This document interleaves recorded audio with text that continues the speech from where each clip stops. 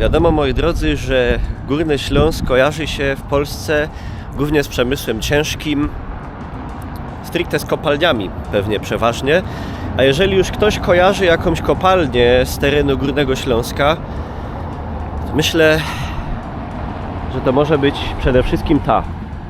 Kojarzona oczywiście z mrocznymi czasami PRL-u i tym, jak spacyfikowani zostali tutaj protestujący górnicy. Ale słuchajcie, słynny wujek to nie jest oczywiście tylko i wyłącznie to, bo to jest bardzo długa i ciekawa historia. I dzisiaj, żeby to trochę zachować na przyszłość, pokazać, obejrzeć, dowiedzieć się, jak to wygląda, posmykamy się dziś po tej grubie ze specjalistą. To jest Karol. Słyszałem, Karol, że ty wiesz, co się tu dzieje. Cześć wszystkim. No, trochę wiem i może mi się uda trochę wam pogadać, co i jak. Mamy tutaj, słuchajcie, kopalni Wujek, pomnik, krzyż poległych górników w grudniu 1981 roku, muzeum. I dzisiaj specjalnie dla Was wejdziemy na teren kopalni. Zobaczymy, jak wygląda Wujek dzisiaj, Anno Domini 2025. A czy zjadymy na poziom 300 i będziemy fedrować? Słuchaj, możemy zjechać na poziom 600, ale to trzeba zaś kolejna zgoda mieć, wiesz? O, to nie, to się ino przejdziemy. Ja. To chodźmy. Come on. Będziesz miał 3 godziny materiału, chłopie, będziesz musiał z tego zrobić 15 minut. Współczuję. Słuchajcie, jesteśmy przy bramie wejściowej, bramie osobowej do kopalni Wujek. Nocami to jest pięknie tutaj podświetlony ten napis, także przyłaźcie tutaj, żeby to zobaczyć, póki jeszcze jest. A Zegor dobrze łazi. Zegor! No a co? Nie No. widziałeś nigdy takiej godziny? Ty, faktycznie. Tu na kopalni to nie takie cuda widzieli. Tutaj, słuchajcie, macie cechownia i budynek dyrekcji kopalni. Ono tak jest nietypowo, bo jest poza tym ścisłym zakładem pracy. Wiadomo, przedwojenne budownictwo, bardzo ładnie tutaj odnowiona ta cegła. A my co? Idziemy, może nam się uda przejść przez ta ochrona. Idymy. Już? Odbiła się? Już wejście. Pikło. To styknie, nie? Będzie. Udało się, przeszliśmy sobie w środku kopalni, to będzie takie trochę MTV Cribs, także sobie pooglądajcie, jak to wygląda. Witajcie na mojej grubie. Ja, Pokażę wam, co się sam dzieje. tylko uwaga, to nie jest park, nie? Żebyście mieli jakieś pojęcie tutaj, że jak się zaparkował swojego moplika, on jest taki czerwony jak Ferrari, ale to jest jedyne podobieństwo. Idziemy dalej. Idziemy sobie... W ogóle pochwalę się przy okazji, że Tak. wyczytałem, że No. kopalnia Uheim oryginalnie 1899 odpalona, nie? Ale nadanie pola już było 1842.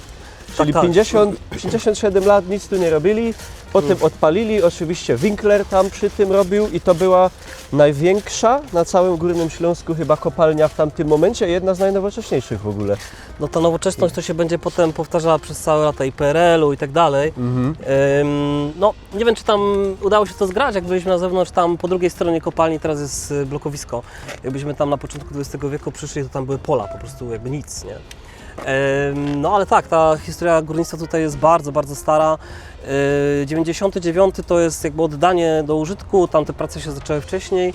No to sprawia, że ta kopalnia ma w tym roku 126 lat. To jest w ogóle ewenement, nie? Czy widać po budynkach, że to są na pewno jakiś początek XX wieku, nie? Na przykład to przed nami co jest.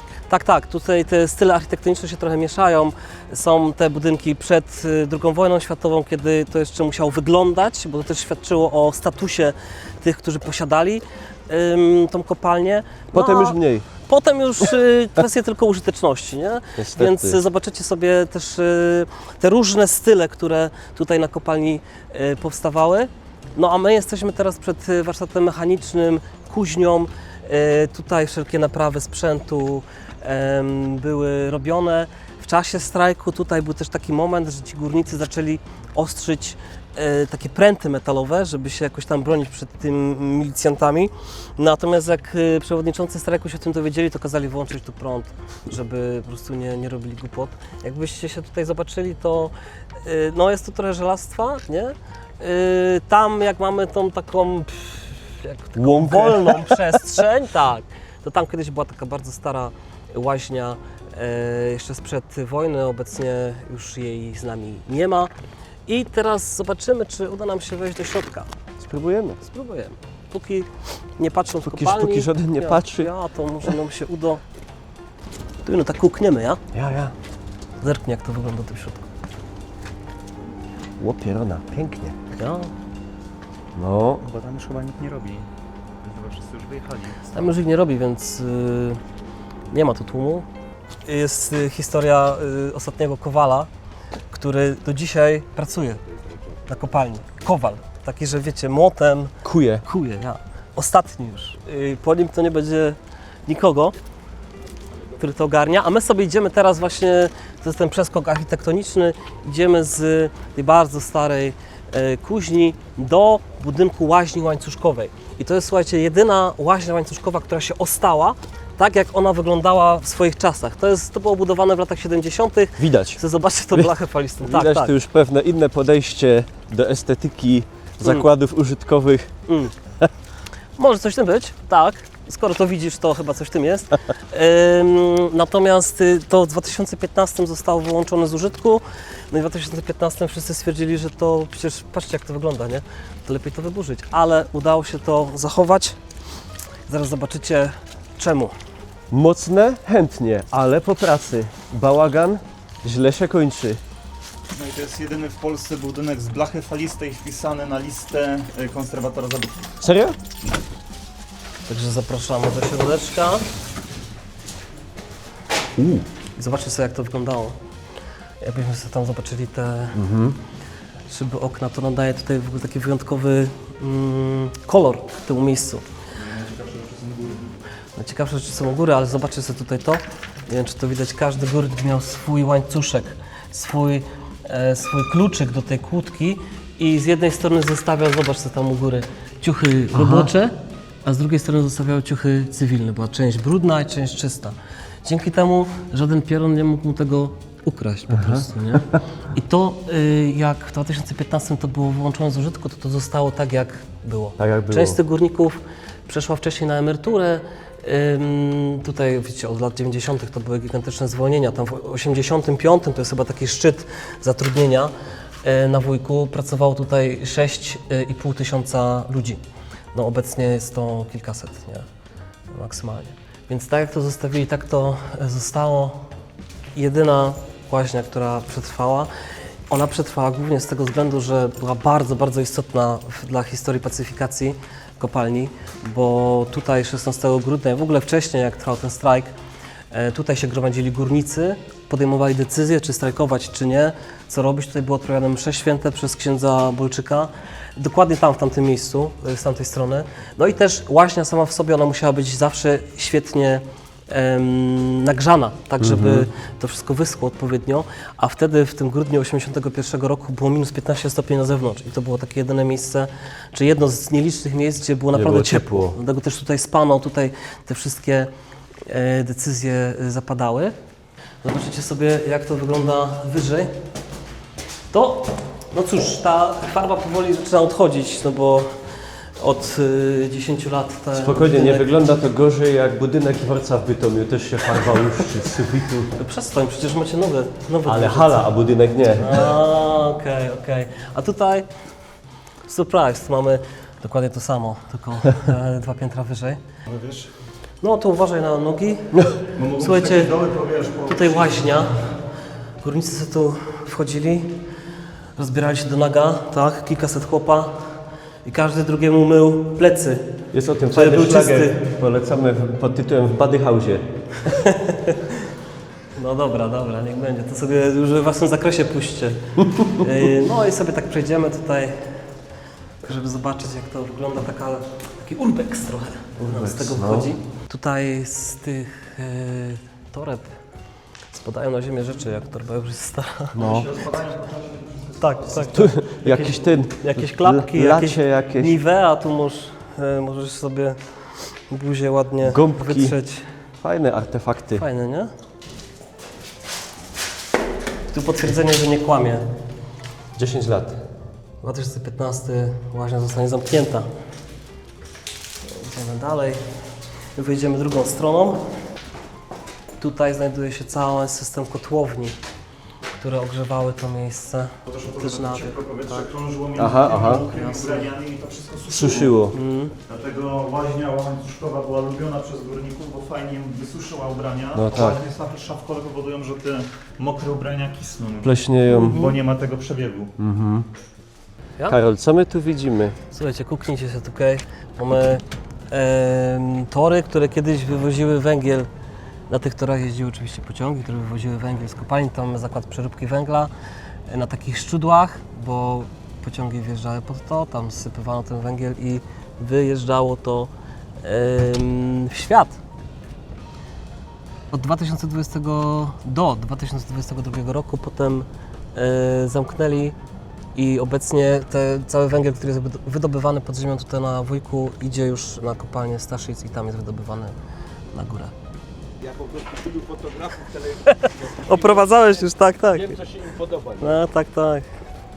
No ale to są krajobrazy. To są krajobrazy, nie? To Teraz już powoli to tak zarasta, to wygląda troszeczkę No. jak taki Fallout. Trochę post-apo, Fallout, trochę, post-apo, trochę nie? sztakler. No. A tutaj fajnie widać te bocznice, nie? Jak tutaj wchodzą pod ten zakład przeróbki węgla. Ale to już nic, te tory to już jest wszystko wyłączone z użytku, to się już nic tu nie... Tak. Tam kiedyś była jeszcze specjalnie taka kładka nad tymi torami, żeby ludzie mogli sobie przechodzić. Teraz Aha. już jest wyburzona obecnie. Aha. Przejdziemy sobie takim bocznym przejściem tutaj do... No ale tutaj Ajzy leży. Trochę, nie? Dojść. Do tego nie kręć, to tu jeszcze kogoś zwabisz. Skusi. O, panie, A tory tu też od tej... tory Od wąskotorówka. Kleinbanki, ja... Tak, jeszcze funkcjonuje, jeszcze działa, jeszcze jeździ. Przewozi materiały w tej z powrotem. Dobra, i teraz jesteśmy przy budynku przyszybowego punktu opatrunkowego. Aha. Takie budynki były tworzone przy kopalniach na wypadek jakichś wypadków pod ziemią, żeby szybko nieść pomoc. No i oczywiście ten budynek, tutaj bardzo ładnie widać ten napis, przyszybowy punkt sanitarny. On był bardzo istotny w czasie pacyfikacji, bo tutaj trafiali wszyscy ranni. Tam w środku nie ma dużo miejsca, a przewinęło się przez ten budynek gdzieś około 100 osób. Tam mieli też ci zabici i ranni, dopiero potem rozwożono ich do szpitali. No i ci lekarze, którzy tutaj byli, pielęgniarki, mówili, że 16 grudnia tutaj krwi było tyle po prostu, że była na ścianach nawet na wysokość dorosłego człowieka. Nie? No, także no, hekatomba, a tutaj przejdziemy sobie troszeczkę dalej. To mamy stację ratownictwa górniczego. Mają też swój taki mały oddziałek szkoleniowy, gdzie trzeba się czołgać i przechodzić w zadymieniu i tak dalej. Tutaj trafiali ci zabici, których potem oglądał pułkownik, który wchodził tutaj na teren zakładu pracy po pacyfikacji. No a my znajdujemy się teraz pod szybem Lechia. Tak jak mówiłem, lata 60. to jeszcze taki moment, gdzie te biura projektowe, architektoniczne jeszcze trochę się starały przynajmniej, jeżeli chodzi o te budownictwo przemysłowe i to doskonale widać, bo to jest 60. lata, a ta łaźnia łańcuszkowa, gdzie byliśmy, to są lata 70. I tam już jest zupełnie inny styl na niekorzyść wyglądu. No ale obecnie to jest jeden z takich najbardziej znanych elementów kopalni, szyb Lechia. A my sobie przejdziemy teraz dołem. Widzicie te wszystkie wózki górnicze tutaj. One były w czasie pacyfikacji wykorzystywane do tego, żeby tworzyć barykady w takich najważniejszych miejscach strategicznych. Zresztą tu było tego żelastwa bardzo dużo w tym 81. Też górnicy przygotowywali jakieś kamienie do rzucania, jakieś metalowe śruby, coś, żeby było łatwiej się bronić przed zomowcami, którzy wchodzili. No i oczywiście w tym grudniu oni bronili tylko tego obszaru, który jest zabudowany, który łatwiej było bronić, no bo się ustawiło tutaj barykadę i jest zablokowane dojście, nie? Natomiast cała ta reszta to została zostawiona, a my sobie wchodzimy teraz pod tym szybem. Przejdziemy, tutaj widać od razu kolejny szyb, starszy, szyb Krakus. Do niego jest podłączona jedna z najstarszych, czy w ogóle najstarsza działająca jeszcze maszyna wyciągowa, na której jest napisane jeszcze Henkel von Donnersmarck z 1912 roku, gdzieś około, na pewno sprzed I wojny światowej. Ona do dzisiaj działa, do dzisiaj chodzi. To nie jest zabytek muzealny, to cały czas funkcjonuje. No i ten szyb Krakus, on jest połączony z poziomem 370, tam jest odwodnienie. Tam jest taki szyb szkoleniowy też. No a Lechia to wywozi górników na poziom 600, gdzie jest wydobycie. Mamy halę przetwornic, troszeczkę jest głośniej, bo cała maszyneria pracuje. Tu się wchodzi do tej maszynowni szybu Lechia. No to widać, że to są fast stare budynki, nie? Ja, to są Takie, te jedne z najstarszych. jak im się nie? chciało jeszcze... Tak, tak, no ceglane przede wszystkim. No, potem No. już były zupełnie inne materiały budowlane, koła wyciągowe. I znowu, to nie jest jakby pokazane tak ze względów muzealnych, no po prostu czeka ewentualnie na swoją kolej, tak, na górę, żeby wymienić te koła.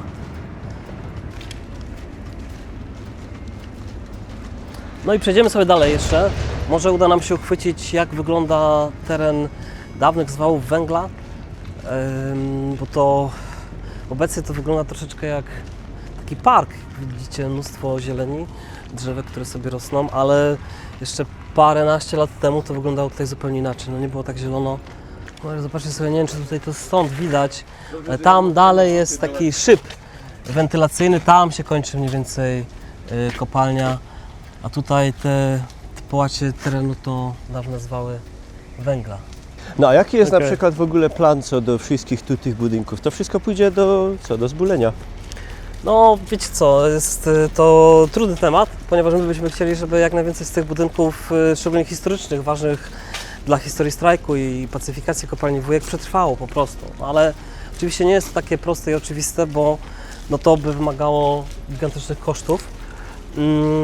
No ale staramy się na wszelkie sposoby, żeby do tego doprowadzić. Zobaczymy, bo też ten teren kopalni, gdzie są budynki, te faktycznie istotne, o których opowiadaliśmy, to nie jest całość, tak? Więc tutaj, co się będzie działo, to no, dla nas jest w sumie wszystko jedno. Niech tu wejdzie deweloperka, niech tu zrobią, zagospodarują to jak chcą. Natomiast te budynki, o których wspominałem, one są też istotne z tego względu, że jak za 10, 20 lat, 30 lat będziemy tutaj prowadzić młodzież i będziemy opowiadać o tym, jak wyglądało górnictwo, Żeby oni to mogli coś jeszcze żeby zobaczyć mogli z to tego. zobaczyć, a nie tylko sobie wyobrażać albo oglądać na zdjęciach, jak to było, tylko żeby mogli to poczuć, dotknąć, nie? No, o tym się dzisiaj nie myśli, no ale to, co się stało z tą kopalnią, gdzie obecnie jest Silesia, czy nawet Muzeum Śląskie, jakbyśmy sobie zobaczyli, tam tych historycznych budynków zostało parę. Cała reszta to jest, wiecie, wydrążone, wszystko nowoczesne, nowe budynki powstałe później. No i tam tego nie da się poczuć tak w 100%, nie? No wiadomo, jest szyb, jeden, drugi, okej, spoko. No ale kopalnia to nie są tylko szyby. Słuchajcie, teraz idziemy tutaj od tyłu muzeum, instytucji. Tu kiedyś był dział instalacyjny, obecnie rozbudowujemy to. Tam będą sale konferencyjne, archiwum, taka dodatkowa przestrzeń, której nam bardzo, bardzo brakuje w tym muzeum obecnie. No jak widać już coś stoi, tak? Ale Już fajnie jest. też, że to tak jest w takim stylu choćby tego starego budownictwa, nie? Tak, jak to Tak, było ten z tej budynek cegły był jeszcze stawiane. późniejszy znacznie, bo to jest baza lat 80., ale żeby nie robić takiego miszmaszu architektonicznego, Nie, to no tak zapowiada się to bardzo zostawiliśmy. schludnie. Tutaj będzie zresztą taki łącznik szklany i taras, na którym będzie można sobie podziwiać kopalnię z tej strony. No i też widać tutaj ten pomnik, krzyż, nie? Od tyłu. No tu jesteśmy przed jednym z tych najstarszych budynków, które powstało no, przed I wojną światową. Jak powiem, to chyba nie skłamię. Obecnie tu jest oddział elektryczny. W ogóle widać świetne też pokazanie, jak ta architektura PRL-owska wchodziła w te stare stare zabudowania, jeszcze. nie? Te taśmy już są nowe. No a ten gigantyczny budynek z kominami, no mają ponad 100 metrów. To budynek kotłowni. Obecnie to jest taki jeden z chyba najbardziej symbolicznych miejsc z napisem Kopalnia Wujek. No i jesteśmy od tyłu pomnika. Tutaj z tej strony mamy schodki na rampę. Ona jest obecnie zabudowana, bo to dla celów ekspozycyjnych, za chwilę sobie wejdziemy tam do środka, ale to była kiedyś rampa przy magazynie odzieżowym. Dzisiejszy budynek muzeum to dawny magazyn odzieżowy i w tym 81 to było metr nad poziomem placu, na który przez ten płotek tam przeszli funkcjonariusze plutonu specjalnego i to właśnie z tego miejsca oddano strzały do strajkujących górników, którzy byli zgromadzeni w tym miejscu. Teraz osoba, która stała najbliżej z tych strajkujących w stosunku do tego, co strzelał, ona stała w odległości 20 metrów. Tam pomiędzy tymi, co strzelali, a górnikami był jeszcze cały oddział ZOMO, który zabezpieczał całą akcję. No potem ci funkcjonariusze plutonu specjalnego, oni się bronili w sądach, że oni otwarli ogień, bo bronili swojego życia, tak? Że ci górnicy byli już tak blisko, jak my teraz jesteśmy i po prostu by zostali zabici. Nic z tych rzeczy. Najbliższy stał odległości 20 metrów, ten, który został trafiony śmiertelnie, stał najdalej, to była odległość 100 metrów, 98 dokładnie, tam stał blisko tej stacji transformatorowej. No i większość strzałów to była powyżej pasa.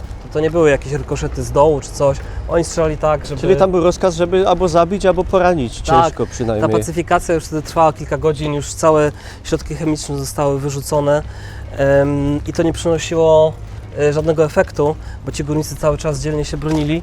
No i w pewnym momencie głównodowodzący musiał wydać rozkaz, żeby na teren wszedł pluton specjalny. Zresztą oni strzelali już wcześniej, dzień wcześniej w Jastrzębiu-Zdroju też strzelali do górników, tam 4 było rannych. Te połączenie cegieł, to jest w ogóle taka część widać, dobudowana, no. ale on pierwotnie był w ogóle tylko jakby ta środkowa część i te boczne, kurczę, no nie znam tych wszystkich No ale pięknych wiadomo, słów nie jesteśmy architektami. architektonicznych, one zostały dobudowane później. No i to jest budynek kotłowni, która no, daje ciepło całemu temu osiedlu. Spojrzenie, które widziało wszystko. A tutaj, żeby nie było, że tutaj jest tylko industria, to patrzcie, jakie piękne Źródełko życia. Będzie. Dziękuję bardzo. Słuchajcie, teraz sobie wchodzimy do naszej instytucji, gdzie zobaczycie wystawę o pacyfikacji kopalni Wujek, o całym PRL-u. Także witamy, dzień dobry, dzień dobry. Dobra, słuchajcie, teraz wchodzimy na wystawę stałą Śląskiego Centrum Wolności i Solidarności. Ona została otwarta na 40. rocznicę pacyfikacji kopalni Wujek i tutaj opowiadamy, wiecie, w taki przystępny sposób dla młodzieży o tamtych trudnych czasach. Także chodźcie za mną. No, to jest generalnie historia o całym PRL-u w Polsce. Tu zaczynamy od mapy, jak wyglądała nasza część świata po II wojnie światowej, z zaznaczonymi krajami, jak to wtedy wyglądało. Można sobie poklikać i przeczytać trochę więcej historii. No tak jak mówiłem, znaczy ta wystawa jest zaprojektowana z myślą młodzieży, która, no trudno się oszukiwać, tak? Ona o latach 80. nie wie za dużo, także zaczynam od bardzo podstawowych rzeczy, ale tutaj mamy takie no, żelazną kurtynę, czyli kiedyś ta granica pomiędzy tym światem zachodu a wschodu, jako tako u nas ta żelazna kurtyna to już jest taka zardzewiała blacha. Możemy kuknąć, jak wyglądało życie po drugiej stronie. Życie w PRL-u, no bo my jak dzisiaj wchodzimy na tą wystawę, to my jesteśmy, wiecie, obywatelami Zachodu. tego dawnego Zachodu. Jesteśmy w NATO, w Unii Europejskiej i musimy przejść przez żelazną kurtynę, żeby cofnąć się do PRL-u. Tu mamy logotyp PZPR-u, tu mamy najważniejszych liderów tamtej partii, towarzyszy z lat 70.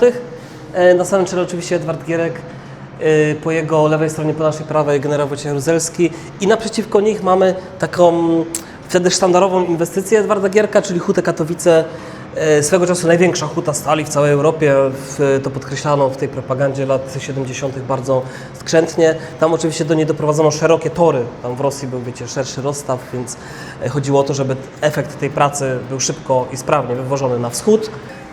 Towar. Tutaj mamy naprzeciwko tego tłumu aparat bezpieczeństwa państwa, czyli ZOMO, no i w tych tarczach możemy sobie podglądać, jak wyglądały te protesty, manifestacje przeciwko władzy w Polsce wcześniej i od tego ZOMO przechodzą już tu powoli takie napisy na murach, bo w 1976 roku zaczyna się tworzyć taka pierwsza opozycja jawna. Pierw KOR, Robcio, potem WZZ, które zresztą powstało na Śląsku, na którym potem się będzie wzorował Gdańsk i Wałęsa i Walentynowicz i tak dalej. A tu mamy taki moment, kiedy opowiadamy o religii, która była w tamtych czasach bardzo istotna, bo Kościół był jedyną instytucją niezależną od władzy. I dlatego z tego pastorału papieskiego rozchodzi się taka rysa na szkle, na tym betonie, tak, komunistycznego ustroju. Ona rozrywa ten ustrój i rozchodzi się do sali z Solidarnością, bo jak często rozmawiamy z działaczami opozycji, to oni mówią, że no dzięki Janowi Pawłowi II oni dostali taką nadzieję, że jak się zjednoczą, to mogą sobie pozwolić na więcej odwagi w stosunku do władzy. No i jesteśmy w tym pomieszczeniu z Solidarnością. A, bo Tyż nie jest telewizja, nie? Całe szczęście. Tyż jest YouTube. To jest prawda. To przetrwało Do tam dziś. próbę czasu. Dla nas bardzo ważne jest, żeby pokazać, że to w naszym regionie, w województwie katowickim, ta Solidarność była najliczniejsza. Wtedy było 49 województw, Solidarność liczyła 10 milionów członków. W naszym województwie katowickim było ich 1 300 000. To była naprawdę gigantyczna siła, dlatego że to było najwięcej ciężkiego przemysłu. Podwyżki cen żywności w lipcu 1980 roku doprowadzają do pierwszych strajków w Świdniku i Lublinie. Po raz pierwszy w historii PRL-owskiego reżimu władza komunistyczna ugina się i przyjmuje żądania strajkujących. Teraz jesteśmy w sali, gdzie opowiadamy o wprowadzeniu stanu wojennego. Tutaj macie dziesiątki telewizorów na ścianach, no bo w tej masowej wyobraźni stan wojenny był wprowadzony właśnie za pośrednictwem telewizji, tej przemowy telewizyjnej generała Wojciecha Jaruzelskiego. I my też tutaj na tej wystawie taki fragment tej przemowy puszczamy. Zwracam się dziś do Was jako żołnierz i jako szef rządu polskiego. Tu jesteśmy w takim podziemnym tunelu kopalnianym, bo najdłuższy strajk stanu wojennego był prowadzony właśnie pod ziemią na poziomie -600. Barburka. Tu mamy Barburka, na poziomie -600 w kopalni Piast w Bieruniu. Z tymi Barburkami to też jest historia w ogóle, bo wiadomo, jakby komuniści stwierdzali, że wszelkie elementy religijne powinny być wyrzucone z kopalni. Więc jak był 80 rok, to te Barburki były przywracane z jakichś w ogóle shop, z jakichś magazynów do tych takich reprezentacyjnych miejsc, no bo górnicy się tego domagali. I wreszcie w tym 81 roku mieli możliwość, żeby te Barburki przywrócić. I w ogóle tradycję tej Barburki, modlenia się przed jej wizerunkiem. No i tu znajduje się taka nasza największa maskotka, czyli to czołg T-55. 22 takie czołgi brały udział w czasie pacyfikacji. On tu jest w takim momencie, jak burzy ścianę, burzy jakiś mur, bo to czołgi właśnie tworzyły jakby te wyłomy w barykadach i murach, żeby tam za nimi mogli wejść zomowcy. I my jesteśmy obecnie w najważniejszej części naszej wystawy. Jesteśmy przy rampie, z której funkcjonariusze planu specjalnego oddali strzały w kierunku strajkujących górników. Ona dzisiaj jest częścią ekspozycji, ale kiedyś tu był magazyn odzieżowy, a tu była rampa położona metr nad poziomem placu, tak jak Wam wcześniej opowiadałem, jak byliśmy na zewnątrz.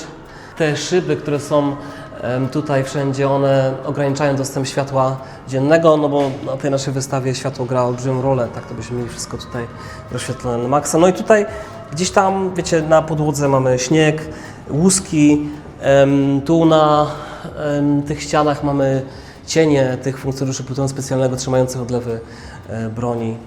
No i tu jest taka przestrzeń, która opowiada o tym niesieniu pomocy wszystkim rannym. Tych rannych było 26, początkowo 6 zginęło, wśród tych 26 rannych potem 3 zmarło w szpitalach. Tutaj mamy wizerunki tych naszych 9 górników, którzy zginęli. Jakbyśmy sobie poklikali te guziki, to mamy informacje o ich życiu prywatnym, rodzinie, bo chcieliśmy pokazać, że to nie jest tylko liczba, tylko to byli ludzie tacy jak my, mieli swoje marzenia, swoje życia. Z jednej strony odniesienie do łaźni łańcuszkowej, w której byliśmy. Tu jak pociągamy te łańcuszki, to wypowiadają się górnicy, którzy brali udział w strajku. I tak jak w łaźni łańcuszkowej, łańcuszki są przy ścianie, ale także tutaj na górze one zwisają z sufitu. Ta makieta jest z nami od 2008 roku, ale w tej naszej nowej ekspozycji dodaliśmy troszeczkę światła, które pokazuje minutę po minucie, jak wyglądał przebieg pacyfikacji. Tutaj fragmenty może pokażemy. Siły milicyjno-wojskowe rozpoczęły atak od oczyszczenia przedpola, brutalnie usuwając cywilów spod bramy kopalni i pogrodzenia. Tutaj mamy taką przestrzeń inwigilacji, czyli tysięcy teczek na ścianach, bo tu przechodzimy do opowieści o tym, co było później, w 82, aż do 89. Z jednej strony taka salka, gdzie prezentujemy rzeczy stworzone przez internowanych, osadzonych w więzieniach, także tu na chustkach do nosa jakieś napisy, te krzyże są z parkietu w ogóle zakładu karnego w Uhercach, tutaj te krzyżyki, ten spod piątki jest zrobiony z chleba. Jak oni się dowiadywali, że będą wychodzić, to prosili wszystkich kumpli z baraku, żeby się podpisali. No i tutaj jest koszula tego przewodniczącego Solidarności w kopalni Wujek, od którego się w ogóle zaczął strajk, czyli Jana Ludwiczaka, który siedział aż do zamknięcia ostatniego obozu dla internowanych. Być może niepozorne rzeczy, bo przypinki, które były istotne dla działaczy, to dzisiaj się wydaje, no przypinka jakich wiele, ale jak się miało taką przypinkę z napisem Solidarność w 1983 na ulicy, to można było pójść do więzienia na kilka lat, więc trzeba było mieć niezły cojones po prostu, żeby tak z tym paradować. A teraz jesteśmy ciągle w Katowicach, ale tym razem na dworcu katowickim. Tutaj mamy te typowe kielichy, tak, podtrzymujące dach i ławeczki z tamtych czasów. I mówiłem w tym miejscu, że z PRL-u, z Polski po stanie wojennym wyjechało 1 300 000 ludzi. No i oczywiście to też jest gigantyczny eksodus Ślązaków, tak, z tego regionu, którzy wystarczyło, że udowodnili w jakiś tam sposób, że mają rodzinę w Niemczech i mogli korzystać na akcji łączenia rodzin. Mnóstwo osób wtedy tutaj stąd wyjechało. A i przechodzimy do ostatniej sali. Opowiadamy tutaj o tym, że ten PRL w końcu się skończył, tak? I dzięki temu dzisiaj możemy swobodnie dyskutować o tym, czy to jest gwara śląska, czy język śląski. Możemy się spierać, dyskutować i nikt na nas nie nakłada cenzury, a przynajmniej zbyt mocnej. Ale to wszystko dzięki tym ludziom, którzy musieli zginąć, żebyśmy mogli się dzisiaj cieszyć tym, co mamy. 56 osób, które zginęło w wyniku działań aparatu bezpieczeństwa, czy to milicji, czy to SB. Ginęli w niewyjaśnionych okolicznościach niektórzy i tutaj ich nazwiska na tych łańcuszkach z łaźni łańcuszkowej unoszą się do góry. Cieszę się, że byliście ze mną na takim błyskawicznym mini zwiedzaniu. Jakbyście byli zainteresowani tym, co tutaj stworzyliśmy i tym, jak opowiadamy historię PRL-u, to bardzo serdecznie zapraszamy. Jesteśmy w absolutnie wyjątkowej przestrzeni, w historycznym miejscu. Tutaj działy się te wydarzenia, o których opowiadamy. Do dziś jeszcze funkcjonuje kopalnia Wujek. I no cóż, mamy nadzieję, że wpadniecie tutaj, pogadamy razem, pospieramy się o to, jak wyglądała ta historia i może dojdziemy do jakichś wspólnych wniosków. Dzięki. Tak, proszę Państwa, wygląda kopalnia Wujek, tak wygląda Śląskie Centrum Wolności i Solidarności. Mieliście okazję zobaczyć trochę jeszcze z życia takiego stricte kopalni, jak to wygląda, zapisane, zachowane dla przyszłych pokoleń. Mam nadzieję, że się Wam podobało. To centrum oczywiście odwiedźcie sobie sami osobiście, żeby to wszystko na własnej skórze odczuć. Dzięki, Karol, fajnie, żeś mnie okludził po tej grubie. Dzięki. Polecam się na przyszłość. Trzymajcie się.